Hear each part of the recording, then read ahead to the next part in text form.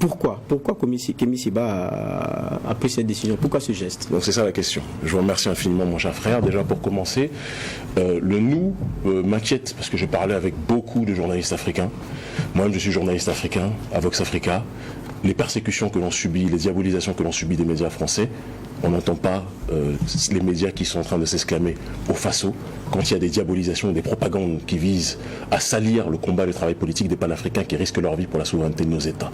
Par contre, quand on demande avec courtoisie à des médias de ce que l'on appelle de manière conceptuelle la France-Afrique médiatique de quitter la salle dans la non-violence et dans la paix, on a des gens qui en plus ont le toupet et le culot de nommer, de citer Norbert Zongo, alors que Norbert Zongo se battait lui-même contre la France-Afrique.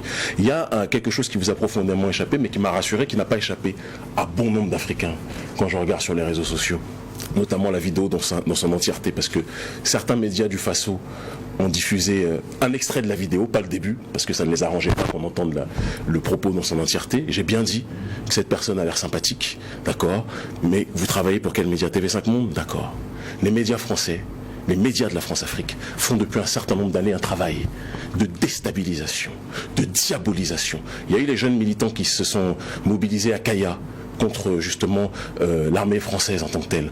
Qu'est-ce qu'on a dit? Au lieu d'expliquer qu'il y avait ce sentiment d'anticolonialisme serein, juste et nécessaire qui était là, on a parlé d'une animosité comme si ça tombait du ciel, comme si c'était un sentiment qui n'était pas légitime en tant que tel. Moi je dis et je répète, quand RT ou Sputnik ont été interdits d'émettre en France, est-ce que vous avez entendu parler, vous, de la liberté de la presse? Non.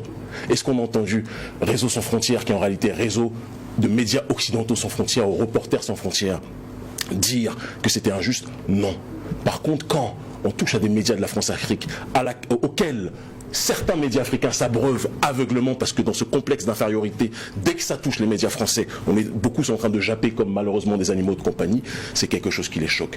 Moi je dis et je redis avec simplicité, la dame en question, si elle veut venir en tant que citoyenne, il y avait 3 blancs je crois dans la salle, c'est la seule à qui on a demandé avec courtoisie de partir. Les autres sont venus, ils ont pris des photos avec nous. Pourquoi? Parce qu'ils ont très bien compris que ce n'était pas un combat contre une couleur de peau, c'est un combat contre un système. Et s'il y a quelqu'un aujourd'hui dans l'opinion publique africaine, dans les sociétés civiles, qui est soutenu massivement, notamment par le prolétariat français à travers les gilets jaunes, c'est de moi dont il s'agit. Ce n'est pas les médias qui sont en train de japper comme des animaux de compagnie parce qu'ils attendent des subsides des agences françaises de développement et de l'ambassade de France. Rassurez-vous, ces subsides-là, nous n'en vivons pas. Ne vous sentez pas visé. Ne vous sentez pas visé. Non, j'ai parlé de ceux qui nous attaquaient avec je ne me sens aucunement visé. Très bien. La preuve, vous parliez tout à l'heure d'extrait. Nous avons choisi de ne même pas jouer cet extrait-là. J'ai dit que nous condamnions l'acte que vous posiez. Et c'est dans le sens plein du terme. C'est pour cela que nous n'avons même pas... Vous avez vu le reportage? Je n'ai pas vu. On a juste informé de ce que vous avez pris cette décision. Nous ne l'avons même pas... Est-ce que vous avez expliqué les raisons? On a donné les raisons. Les raisons qui sont les vôtres. Quelles sont les raisons que j'ai évoquées et que beaucoup d'Africains sont en train de relayer sur les réseaux sociaux? Parce que vous trouvez que TV5 a un certain traitement vous concernant. Non, c'est pas que me concernant. J'ai bien dit dans l'extrait, c'est pour ça que je vous dis que vous n'avez pas écouté l'extrait dans son intégralité. J'ai parlé du fait que j'ai été dit. Non, c'est pas ça le débat. Je n'ai fait que paraphraser. Mon cher monsieur, vous êtes en train de m'interpeller sur un propos. Ayez la gentillesse, la fraternité, de me laisser expliquer. Pour ceux qui n'ont pas déjà vu mon propos, je dis juste. C'est vous qui n'avez même pas la gentillesse de me laisser terminer. Mais vous m'interpellez, mais vous ne voulez pas entendre mon avis. Mais il n'y a pas de souci. Vous m'avez posé une question, vous ne m'avez même pas laissé terminer, vous m'avez coupé. Non, c'est vous qui posez les questions. Moi, je ne suis pas là pour vous en poser. Vous êtes en train de m'interroger pour savoir pourquoi j'ai fait ça. Oui ou non? Mais c'est vous qui me demandiez qu'est-ce qu'on avait dit dans le reportage. Je n'ai même pas fini que vous m'avez coupé. Vous m'avez dit un propos qui n'était pas celui que j'ai dit. J'ai dit qu'il me diabolise, mais qu'il diabolise le combat aussi des panafricanistes. Si vous m'avez laissé terminer, peut-être que vous auriez tout su. Mais bon, si vous le dites. Qu'à cela ne tienne. C'est quoi? C'est que Kémy Séba n'aime pas la critique, ou bien lorsqu'il y a un son qui est discordant, ça ne lui plaît pas, donc il faut sortir de la salle? Je trouve que c'est un peu caricatural quand on sait que je fais des débats chaque semaine dans une chaîne de télé internationale sur le continent africain qui s'appelle Vox Africa, quand on sait que je fais des débats depuis 2012 ou 2013 avec n'importe quelle personne et que généralement ce sont les médias que vous êtes en train de défendre, en l'occurrence TV5 Monde ou Jeune Afrique ou Jeune France Afrique, monsieur, à partir de nous demandons, cher frère, mon cher camarade, mon cher collègue journaliste, moi je me suis attaqué à des médias qui intoxiquent l'opinion publique africaine. Personne d'autre. Et votre rendez-vous était ouvert. Votre rendez-vous était ouvert. Pourquoi ne l'avoir pas?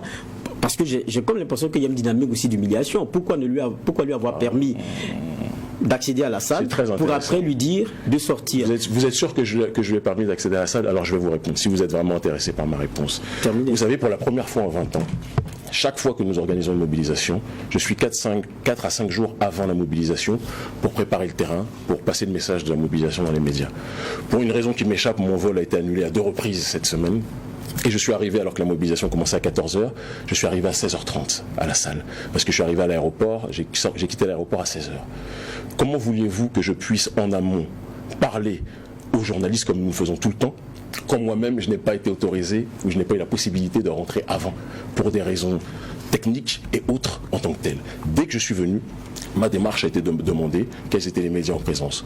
On m'a relayé qu'il n'y avait qu'un média français, d'autres m'ont dit qu'il y en avait d'autres, etc. Ça n'a pas été vérifié sur la liste qui nous a été donnée, d'accord? Et j'ai dit que dans nos mobilisations, eu égard au traitement que la jeunesse panafricaniste dans son ensemble a vis-à-vis de ces médias, il est important que l'on soit dans une démarche de dire que nous ne sommes plus d'accord avec leur présence. Et c'est un droit, ce n'est pas vous qui payez la salle, c'est nous.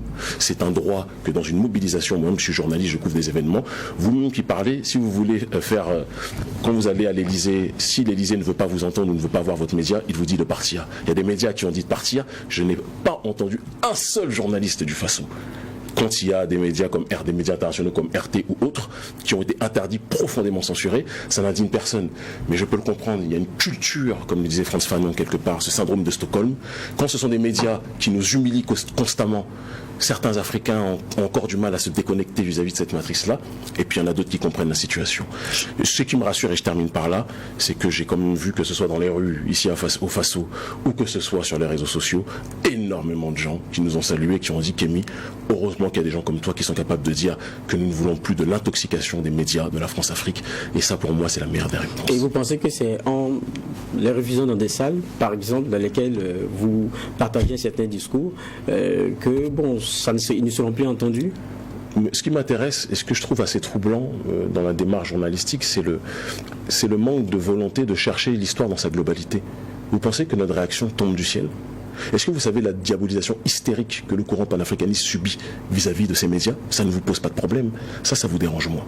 Par contre, quand ces médias-là subissent avec une courtoisie que nous ne subissons pas, la diabolisation où on nous refuse, nous, de venir parler en direct dans leurs médias pour apporter justement une réponse contradictoire. Jamais nous n'avons la possibilité de venir sur le plateau. J'ai une amie que je n'aurais pas citée parce que j'ai pas envie de lui créer des problèmes, elle travaille à TV5. Elle s'appelle Nidia. Vous savez ce que m'a dit Nidia? Et j'espère que je ne lui créerai pas de problème.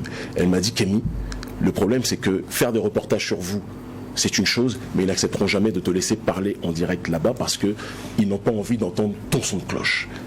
Ça veut dire pour moi beaucoup de choses. Mais quand nous, en retour, ça ne me dérange pas, mais quand nous, en retour, on subit justement cette démarche et qu'on dit, on veut réagir en disant, s'il vous plaît, partez ailleurs, tout en précisant, c'est important, que si la Fanny veut venir en tant que simple citoyenne, comme d'autres sont venus, elle a tout à fait ce droit.